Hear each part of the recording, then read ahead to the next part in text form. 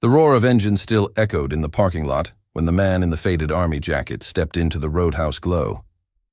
The room smelled like spilled beer and winter leather, and heads turned the way heads do when someone interrupts a script. He moved with the calm of someone who had run toward worse noise in foreign places, but the air changed anyway, stiffening with the kind of silence that likes to be watched. At a corner table, a pack of bikers performed a theater of smirks and stage-whispered taunts that carried across the music, like a dare wrapped in laughter. The soldier's hands didn't shake. He looked ordinary, almost forgettable, except for the crease in his posture that said he remembered names no one else knew. He found a stool, set his hat down, and asked the bartender for something simple. The music resumed as if nothing had happened, but the room listened to its own heart, waiting for the next move. He hadn't come to fight. The day had been long, the highway unspooling under a sky the color of steel shavings. He had been visiting a friend's grave on the far side of the county, a detour that never felt optional. The bar was a pause, a room that promised warmth and the uncomplicated company of clinking glass. He kept his eyes on the mirror behind the bottles, a trick learned from other rooms where respect was currency and trouble could be forecast by the angle of a shoulder. He saw himself framed between neon signs and noticed how out of place he looked in a town that wore its history like a badge. Maybe it was the jacket, sun-bleached into a quiet proclamation. Maybe it was the dark skin that had been a story people wrote before they asked for facts. The bikers were not coy about their choreography. Elbows spread wider than needed, boots scuffed a beat too loud, eyes finding him with that bored, predatory patience. A couple at the far end studied their food like a hiding place.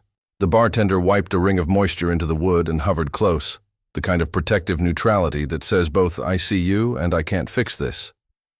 The soldier inhaled, counting silently the way he had been taught, letting the breath settle in the place under the sternum where storms pass through before they decide to stay. He told himself what he always told himself in rooms like this: remember who you are and remember whose memory you carry. The first bump came like an accident auditioning to be a story, a shoulder that brushed too hard on the way to nowhere important. Laughter rolled over, thin and shiny as foil. The soldier looked at the mirror and watched the scene play out as if it had been rehearsed since noon. The tallest biker performing casual dominance at the pool table.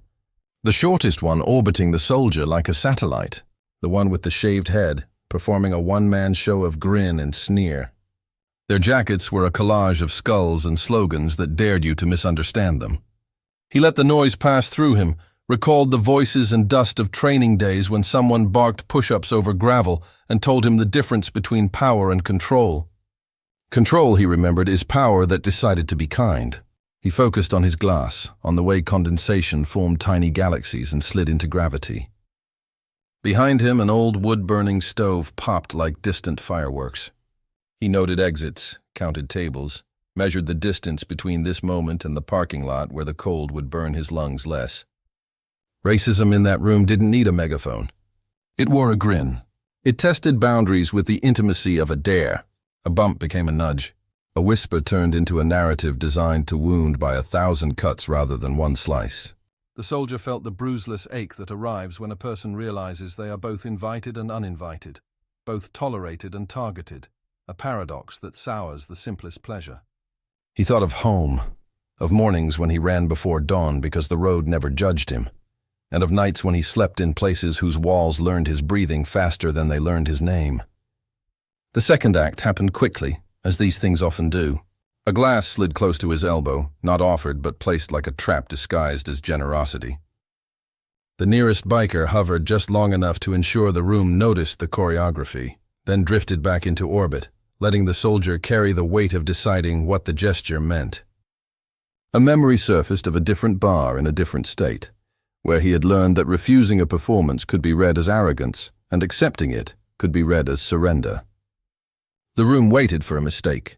He left the glass untouched and placed $1 on his napkin as if to anchor it. His eyes returned to the mirror, and in the reflection, he saw more than the men. He saw the bartender's tight jaw, the way a waitress practiced invisibility between tables, the couple's hunched backs making a shelter out of each other. It struck him that everyone carried the same quiet question. How far will this go, and at whose expense? He changed his breathing again, slow in, slower out, and allowed himself a second truth alongside discipline. He was tired. Tired of straps and buckles and proving his right to exist in places where flags and slogans provided cover for smaller hearts. Tired of roads that looped back to the same lesson, that some people would prefer their comfort over the dignity of someone they didn't understand. He examined the tallest biker's left hand and saw a scuffed ring set with a thin band of metal carved into a pattern he recognized. A field cross, etched too crudely to be jewelry, too reverent to be decoration. It was the kind of detail you only notice if you've stood in lines of muted color while a bugle separates the air into before and after. He held onto that detail like a rope thrown across a suddenly deep river. It told him there was more to this story than theater. The next moment came not from insults but from biology. The shaved-headed biker, the one committed to the performance of mockery, stiffened as if an invisible wire pulled his shoulders up. The soldier saw it first because some training never stops. The man's skin flushed, then blanched, a sheen of sweat visible even under the harsh bar lights. The laughter thinned on his lips as his chest grew tight, the kind of tight that isn't from anger. He held his sternum like it had become a new problem and took shallow breaths that didn't seem to fetch enough air. The soldier's stool scraped backward not with threat but with urgency. The room misread his motion for a half-second, the way rooms do when they are used to reading bodies as conflict before compassion. He had crossed the space before the thought of pride could argue with action, one hand already checking the pulse that thudded too fast and too light at the biker's wrist, the other steadying a body that wanted to fold. The soldier spoke in the low calm of someone who has seen chaos and learned to be the opposite of it. He did not ask permission. He cleared space without touching force, using presence the way a lighthouse uses light. The bartender moved because relief had a leader now. Someone killed the music. The big man with the ring looked ready to explode, then stopped as if he recognized something familiar in the soldier's stance, something he had once seen in a mirror across an ocean.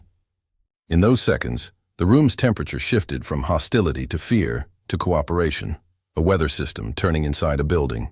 The soldier counted compressions and breaths that were more coaching than air, monitoring the cadence against the rise of the chest.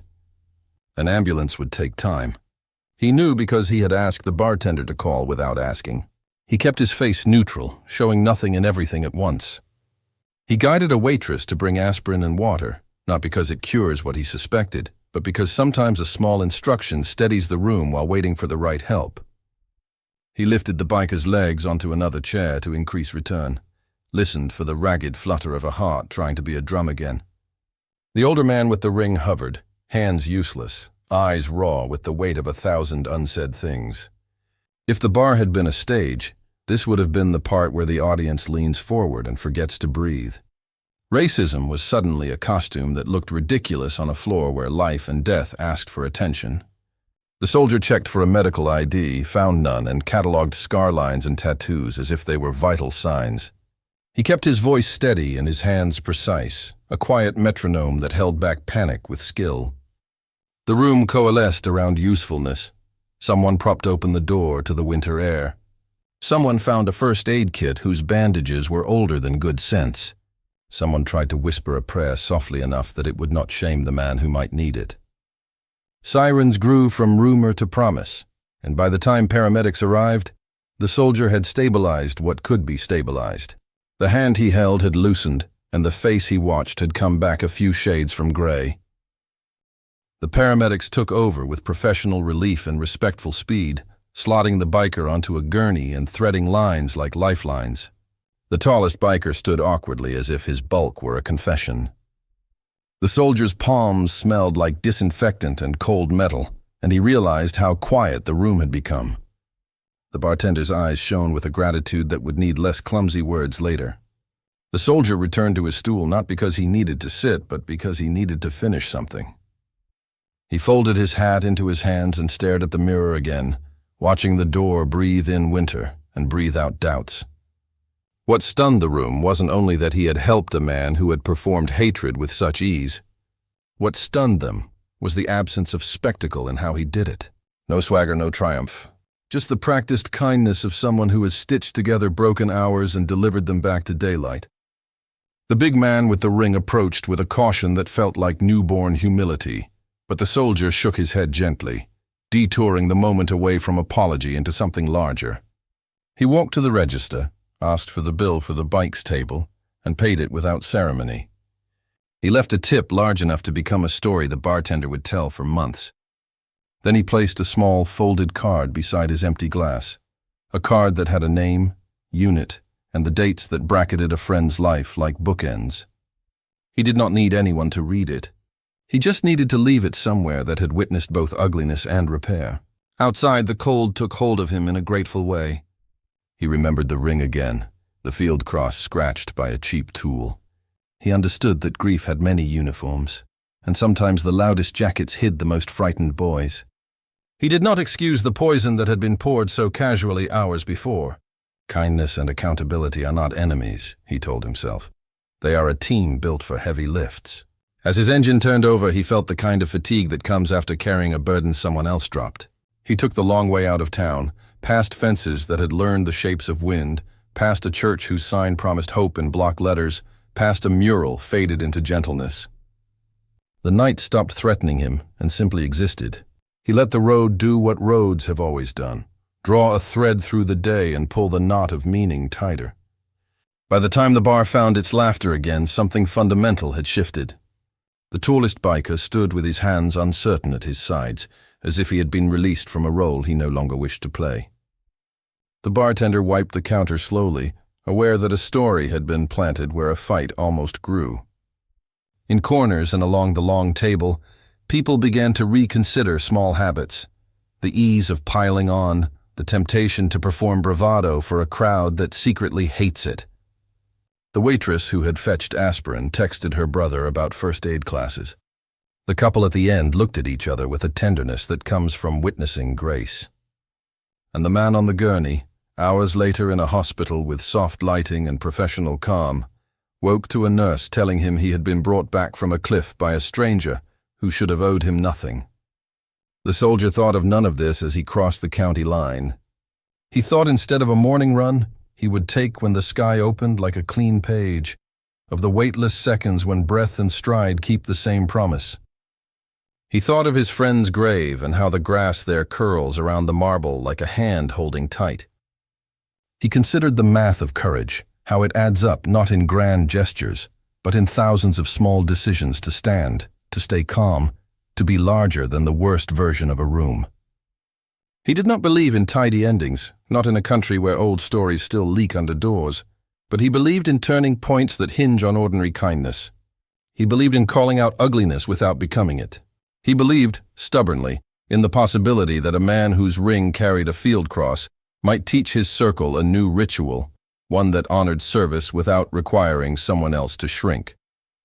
Before his exit, he pulled off and parked at a truck stop where the coffee tasted like persistence. He took out a scrap of paper and wrote down the date, the bar's name, and 3 words he wanted to remember the next time a room demanded his soul for entertainment. Choose disciplined mercy. The story did not end at the bar, and it did not end at the hospital or the truck stop. Stories like this braid themselves into communities and into personal mythologies. For weeks after, the bartender's tip jar grew heavier from strangers who had heard about a quiet man and a loud room. The biker club met without their loudest member while he recovered, and in the awkward silence of absence, someone bothered to ask what would happen if they retired one of their favorite games, the one where a human being's dignity is tossed around like a dartboard prize. The answer was not immediate. Old habits have roots, but roots can be tugged. A year later, the same bar hosted a benefit for first responders and veterans with a policy printed clearly on the poster that dignity was not optional at the door. The tallest biker worked the grill and never once used his bulk as punctuation. The shaved-headed biker shook hands with the paramedic who had squeezed the gurney through a narrow door while Winter tried to follow. The soldier did not attend. He did not need a thank-you parade. He was elsewhere, on another long road, carrying the same invisible flag he always carried, the one that says there is strength in refusing to mirror the worst thing offered to you. If there is a lesson, it is not that hate dissolves at the first touch of decency. It is that decency, practiced with discipline, can interrupt the script long enough for a better one to find its way onto the stage. It is that a calm man can stun a noisy room by refusing to be drafted into its performance and by choosing instead to secure the most fragile life in it. It is that the next move, paying a tab for men who had tried to cheapen him, leaving a friend's name in a place that needed witness, keeping his head when others could not, can be more shocking than any return insult. People will ask whether he forgave them. Maybe the better question is what he served in that moment. Not forgiveness forced too early, but evidence that courage can be both strong and soft, both unflinching and generous. The story asks each listener to decide what they will do the next time a room waits for them to choose. Will they be the laugh that greases harm, the silence that permits it, or the steady pair of hands that insists another path exists?